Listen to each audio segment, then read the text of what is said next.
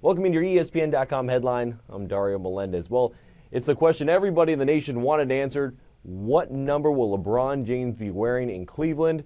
That number will be 23. He was wearing 6 with the Heat when he went to South Beach, going back to Cleveland, going back to 23, which is the number he wore his entire career in Cleveland. And with more on this, we'll welcome in Amin El Hassan. And Amin, are you kind of surprised that he's going to 23? Because he said that he thinks no one should be wearing it because that's what Michael Jordan won. So are you surprised? I'm not surprised. Here's a fun fact for you. There are 2 NBA franchises that have retired the number 23 for Michael Jordan. One of them is, of course, the Chicago Bulls, where he won championships and he did most of his damage. And the other is the Miami Heat. And I never really got that. Pat Riley did that a while ago, long before LeBron ever got there.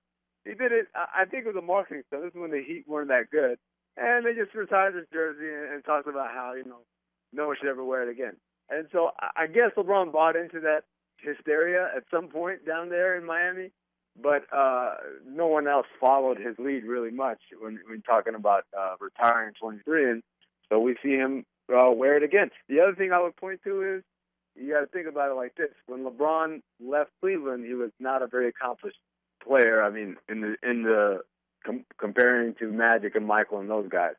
Coming back now, he's got a little bit more of a claim there because he's been to 4 finals and he's won 2 championships. So now that he is back in Cleveland, he's wearing that 23, which from a business standpoint, you would think wouldn't make sense because if he wears 6 or picks another number, it's going to force fans to buy that new number instead of holding on to the 23. So were you kind of shocked that he did go with 23? No, and I'll tell you why. First of all, when you talk about jersey sales, players don't get cuts of the jersey sales, not directly. So me selling more jerseys than Dario doesn't mean that I get a bigger check than Dario. It's the same kind of check that they get from likely being every active player in the league gets the same check. So from a business standpoint, for himself personally, it doesn't really make a difference.